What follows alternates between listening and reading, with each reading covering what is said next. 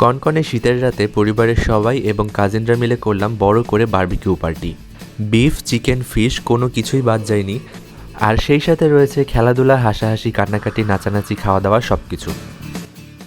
আচ্ছা, এভাবে না, চলেন শুরু থেকে দেখাই। তো প্রথমেই চিকেন ম্যারিনেট করার জন্য বারবিকিউর সকল মশলাগুলো আলাদা একটা বাটিতে নিয়ে নিচ্ছি। আর ম্যারিনেশন থেকে শুরু করে সকল দায়িত্ব পড়েছে আমার উপর। তো ম্যারিনেশনে আমাকে হেল্প করছিল আমার একটা কাজিন। আর মাছ মাংস প্রসেসিং থেকে শুরু করে বাকি সকল কাজগুলো ফুফু করছিল। আর মূলত আমাদের এই বারবিকিউ পার্টিটা আজকে ফুফুর ছাদেই হবে। আমরা এখন সবাই ফুফুর বাসাতেই আছি। তো আমি খুব মন দিয়ে চিকেনটা ম্যারিনেট করতেছিলাম, যেহেতু অনেক মানুষ খাবে, তাই কোনো ভুল যেন না হয় বাবা। তো চিকেনটা ম্যারিনেট করা হয়ে গেছে, এটা রেখে এখন মাছগুলো ম্যারিনেট করে নিব। আর মাছগুলো ফুফু আগে থেকে কেটে ধুয়ে প্রসেস করে দিয়েছে, তারপর আমি লবণ এবং তেঁতুল মাখিয়ে রেখেছিলাম। তো এখন একইভাবে এগুলোকেও মশলা মাখিয়ে নিচ্ছি। বারবিকিউ করার জন্য আজকে আমরা 4টা কোরাল মাছ এবং 2টা তেলাপিয়া মাছ নিয়েছিলাম। আর এদিকে মিলি পরোটার জন্য ডো রেডি করছে, কারণ আমরা বারবিকিউর সাথে পরোটা খাবো। তো আমরা এরকম মোটামুটি সবাই মিলেই কাজগুলো করতেছিলাম।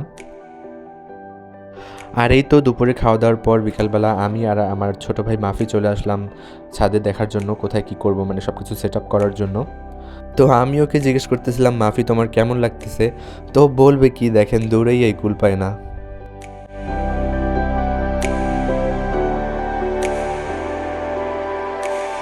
এখন সন্ধ্যার পরে আমরা সবাই মিলে সব কিছু নিয়ে একদম ছাদে চলে এসেছি। আর বারবিকিউ করার জন্য এই মেশিনটা আমার কাছে আগেই ছিল, তো এটাই আমি কয়লা জ্বালালাম। আর আমাদের যেহেতু অনেক কিছু বারবিকিউ করতে হবে, সেজন্য ইট আর নেট দিয়ে এই চুলাটা বানিয়েছি। ওইটাতে ফুফু কয়লা জ্বালাচ্ছে।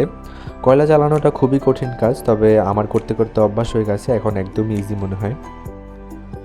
তো আমাদের সব কয়লাগুলো খুব ভালোভাবে জ্বলে গেছে। এখন এক এক করে চিকেনের পিসগুলো দিয়ে দিচ্ছি। চিকেন যেহেতু অনেক বেশি, তাই চিকেনটাই আগে করব। এই সময় বাকি সবাই অনেক মজা করে নাচ গান হাসি মজা করতেছিল, কিন্তু আমি ওদিকে কাজ করার কারণে এগুলো মিস করতেছিলাম, তাই ফাঁকে ফাঁকে উঠে একটু দেখে নিলাম।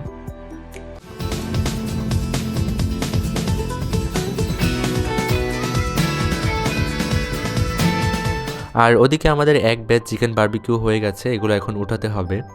জাস্ট লুকটা দেখেন। চিকেনটা পারফেক্টভাবে বারবিকিউ করা কিন্তু অনেক কঠিন, বারবার উল্টে পাল্টে দিতে হয়, তেল ব্রাশ করতে হয়। তো এগুলো আমি আর আমার ফুফু মিলে করছিলাম, সেই সাথে আমার আব্বুও অনেক হেল্প করেছিল। তো চিকেনগুলো হচ্ছে, আর এর সাথে আমরা কিছু আলু এবং কর্নও নিয়েছিলাম। আর চিকেন সব হয়ে গেলে এরপর আমরা শিকে ভরে বিফটা বসিয়ে দিয়েছি। বিফটা আমরা খুবই কম পরিমাণে করেছিলাম, তবে সবাই বলেছিল এই বিফটাই নাকি সবচেয়ে বেশি মজা হয়েছে।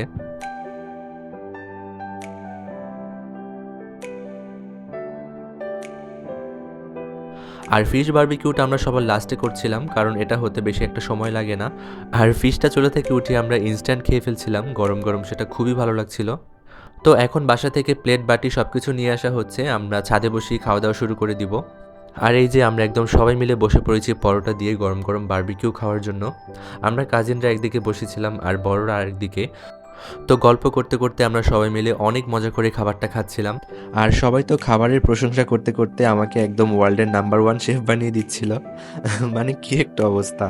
যাই হোক, আলহামদুলিল্লাহ খাবারটা সবার কাছে ভালো লেগেছে, এটাই হচ্ছে আমার আর ফুফুর সার্থকতা। কারণ এই পুরো পার্টিটা অর্গানাইজ করার জন্য ফুফুও অনেক বেশি কষ্ট করেছিল। তো খাওয়া দাওয়া শেষ করে আমরা বেশ কিছুক্ষণ পিলো পাসিং গেম খেলেছিলাম সবাই মিলে। তো যে যার ব্যস্ততা নিয়ে দূরে থাকলেও আমরা যখন মাঝে মাঝে এরকম একসাথে হই তখন কিন্তু অনেক মজা হয়। তো আজকেও আলহামদুলিল্লাহ খুব ভালো একটা সময় কাটিয়েছি, এখন যে যার বাসায় চলে যাব।